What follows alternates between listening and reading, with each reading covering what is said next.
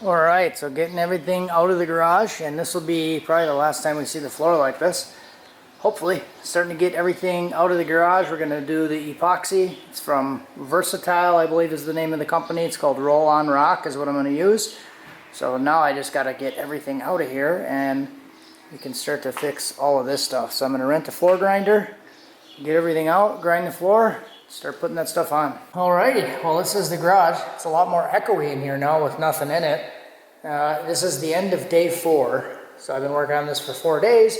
2 days was really like just scuffing and grinding the floor, trying to get it down, get all the old epoxy off. The first 2 days was really just cleaning and getting everything out of it. I did go through and get rid of a lot of stuff also. Had a lot of like scrap parts I was hoarding and stuff like that. So be able to get rid of a lot of that stuff. Had like old bad broken gas cans and just a bunch of stuff that I'm going to get rid of. So that should free up a lot of the space. So we are going to go through and repaint all the walls. You can see a lot of the walls are like discolored and dirty.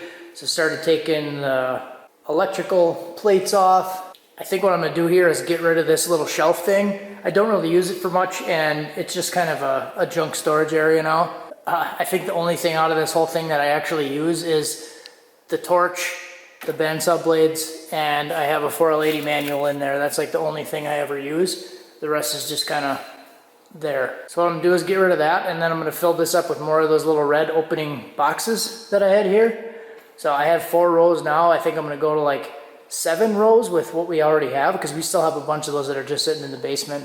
Gonna get rid of the little CD player. I think on top of the little red guys, I might do a little like wooden shelf or something up here. Gonna keep the TV and the pegboard. I'll probably take down the Singer alternators sign just to paint it. Do have some holes in the wall too. We're gonna patch those up. Then we got one over here and like some little dents and dings. This back plate where this vent is used to have like a cream colored backing plate, and then I ripped all that off. You can see where the wood used to be here, and I put that vent in there. So that little vent is connected to the piping inside the house, and that gives me heat in the winter and AC in the summer. So what I'll end up doing is putting a new piece over that. This used to be a phone connection, so I'm probably just gonna cut that stuff out and repair the hole and fix my welding outlet here. This box is like half ripped off the wall, so I'm gonna fix that too.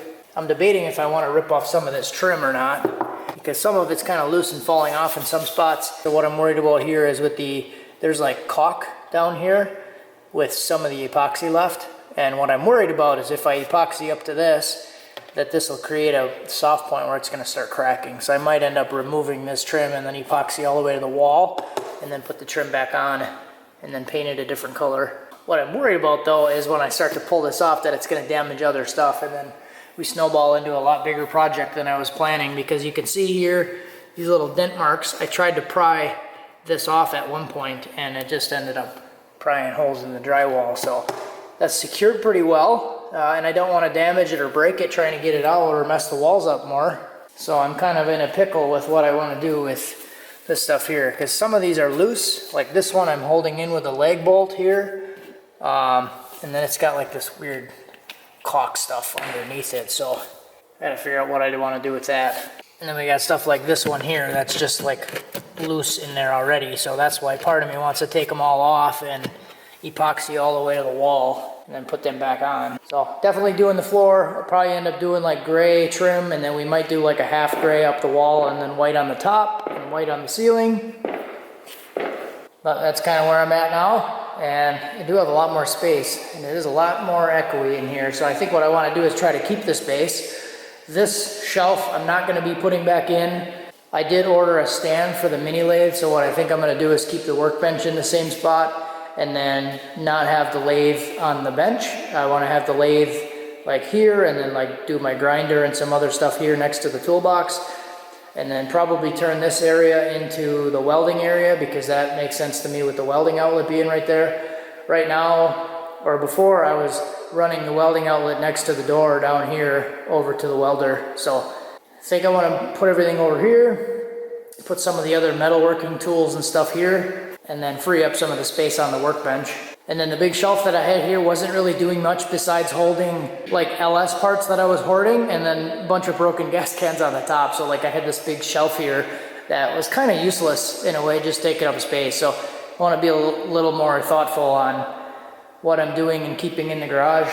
I did have a big pile of wood and a bunch of other stuff over here that was just collected wood from like when I was doing stereo installs like 11 years ago, and I wasn't using any of the wood. So got rid of all the wood, just burned all of it. It's kind of one of those things like, yeah, I'll keep it around and use it someday, but I just really trying to get rid of a lot of the stuff. The rack that I had here that was all like scrap metal and stuff, I went through a lot of that, and that's a lot of the scrap that's outside. I'm just getting rid of a lot of it. But yeah, it's kind of disappointing really how like grimy and dirty everything is. But I guess that's what you get when you start working on stuff like I work on stuff in a garage that looks like it's supposed to be somebody's kitchen or living room, you know?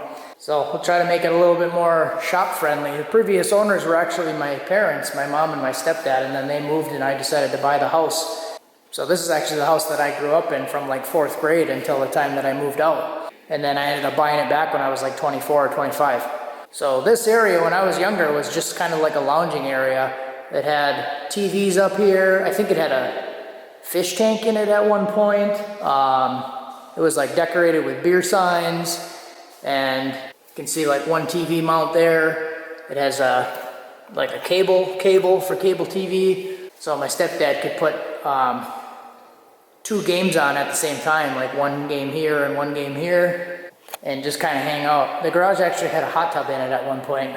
Like in my early videos when I moved into this house, there was a hot tub in the garage sitting right here. So it was just kind of like a lounge area, and it was decorated nice for the time, but now it's a workshop. So that's kind of a little bit of the history there. And that's why you got the burgundy shades and burgundy trim, and there's burgundy shutters on the house, and everything kind of matched.